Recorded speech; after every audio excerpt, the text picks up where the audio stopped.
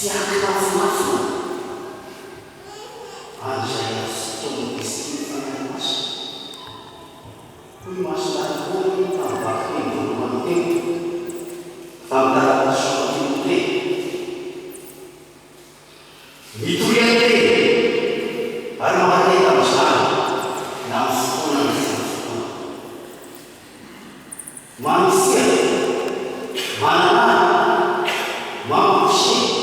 ampamefera sy ampahaizina manakariva sarofakavy fa amizao antsika izao dia isan'ny anamarany izy hiafatry Kristy koa ny fitaovana mifanaisany tarbe mba asisimba sy ho afaka mivelona amin'ny tena hitahotra tanànaonzany ekany Madagasikara fiaina miarany afaka tamin'ireo kristianina malagasy ao lalena nanaitsany ranomavaka ny ranomavaka nataon'zareo tamin'ny mpanisany rata eveka rehetra tamin'ny kristianina ranomavaka ataony anankiray am'izay lehibe tompo enanenga zay tsy radio ary fahatalavitra mba ho fitaovana ahitany fahamarinana sy ny fiainana ary tena hanilon'olona sy hamolavolany hevitra fitondrana azy ary vakovakoanareo zay miasa kaikany pirary ko mahatateraka tsara zany dia ilay natenaina ny fahaizana ny fiaina ny bisy ny fanahy masina sy ny fahaizana ny fiaina ny olokely hoy Papa François tamin'ny fankalazana ny andro maneran-tany fahaenina dimampolo amin'izao andro izao tamin'ny taona roapolo sy roa arivo mandinika sy manarina sy mandihina tsara izay votoa sy manjara ilaina dia ilaina izy ny fikenao mahafitra raha tenany vaovao ara-pototra sy mikarina ary feno raha hitatara zava-matsana na hitazy zava-misy anankiray ao anatin'ireo reportage fanomana vaovao dia tena ilaina ny manana fahaizan-kaina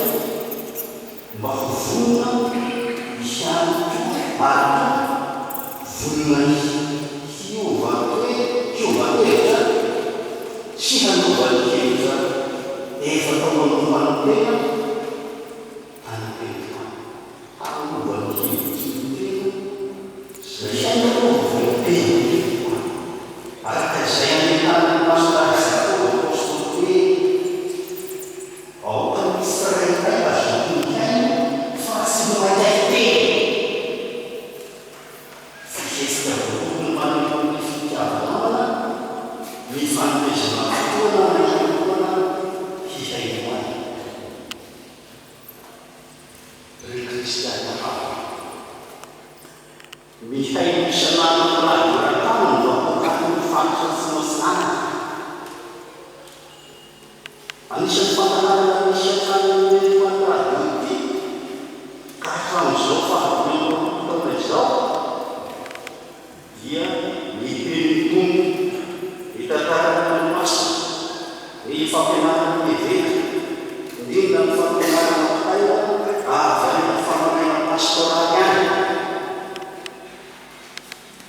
ary fiakoa ny vaovao samihafa misy tiany nefa miseda noranovantirahaty ka saika mapitraka maso tamin'ny raitra sy roarivo izay mbola taona nanomana ny radio tamizany nefa fitahinany manitra sy ny fiakoa nanan'ireo ty notarina